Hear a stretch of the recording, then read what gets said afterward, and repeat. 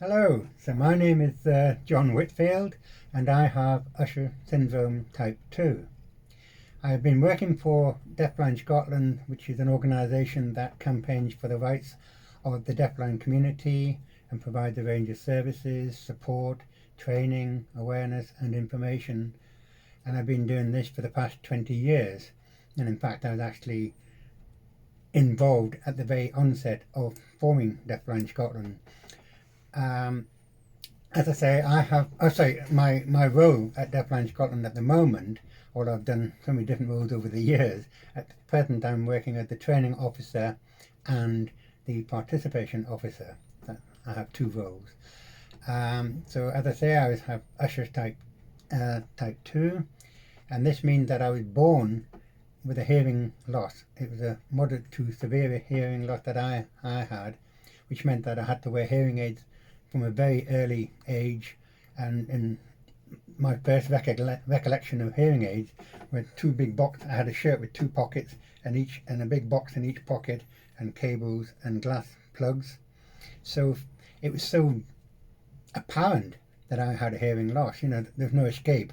Today I can wear two behind the ear hearing aids. I've got long hair, which is not always there, but it hides my hearing aids. So to look at me, you probably wouldn't think there's anything amiss. But back in those days, I couldn't hide from the fact I had a deafness. But I went through mainstream school. I had the opportunity to go into a deaf school, but in those days I went to a mainstream school and got through the education. I was brought up in the Yorkshire Dales, got through the education, and then I started working in the horticultural field. And from the horticultural field, I went to a horticultural college in the south of England, and it was there that I discovered I was having problems with my vision. And first thing was experiencing problems seeing in the dark. So I went along to the ophthalmologist. I was age 19 and I was told I had this condition called Usher Syndrome Type 2. And then he also went on to say I would be totally blind by the age of 40 and there's nothing we can do. And that was it. He literally left me with that information. He didn't tell me anything about other organisations, like in those days it would have been Deafblind UK or anything like an organisation called SENSE. There's no information, no literature, no counselling offered.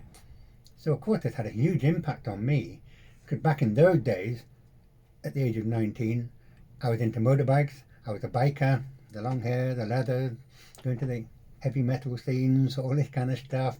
I was also playing rugby. I was into lots of different kinds of sports. So this had a huge impact on my,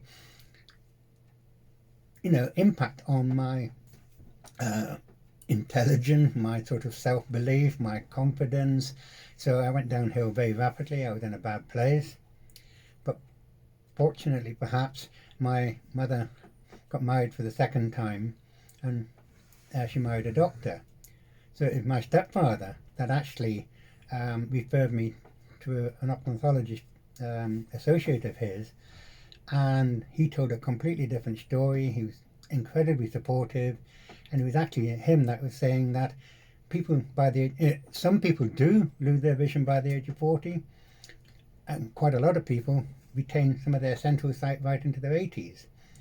And that was incredibly comforting for me back then. And now I am 62 and I have very useful vision. I can still see in the distance, I can still read a book, but I've only got 4% of vision because the retinitis pigmentosa, which causes my sight loss, so it's Usher syndrome is a combination of deafness and RP, or retinitis pigmentosa, or also known as tunnel vision. So my tunnel vision is decreased to a point I can only see within about 4%, or even less than that. But what I do see is very good. So this has led me to think it's not only just Usher syndrome or whatever like that, but nearly any disability. And in my job, I travel all over Scotland. I travel by train just about every day to all parts of Scotland, and I always perhaps laugh to myself because I have a red and white cane, and the red and white symbolises deafness and blindness. Again, a lot of people don't know that, don't understand what red and white is. But so the red and white cane, if I put that on the table, if I was working at the table with a laptop, and if I put the red and white cane on the table, I could almost guarantee I would have that table to myself. If I didn't, people would quite happily sit next to me.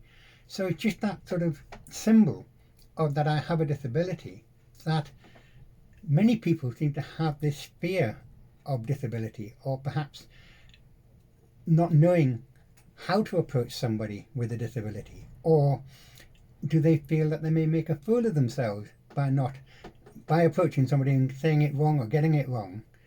But if I don't have that cane on the table and they're quite happy to sit with me and engage in conversation, and then they'll start talking about, I'll probably explain that, I've got a hearing and a sight problem, and straight away you see that expression on the face and you see, oh my goodness, how do I deal with this person? But I'll carry on and I'll explain how I manage my condition and how best to approach people with these various conditions and what have you.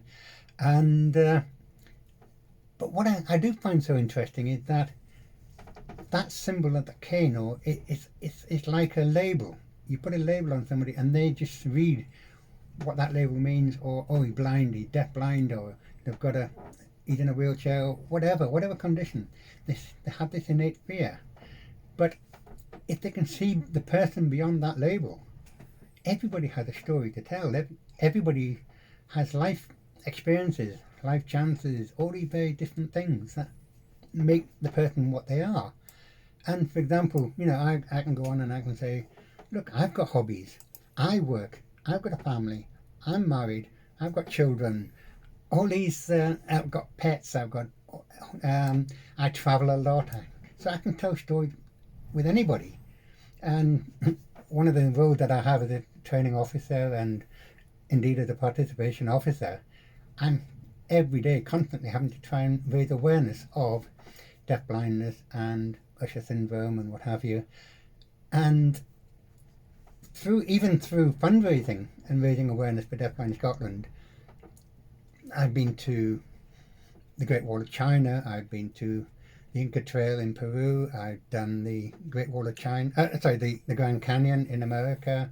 The last one I did was back in Iceland 2 years ago, going across the lava fields. I'd done Ben Nevis.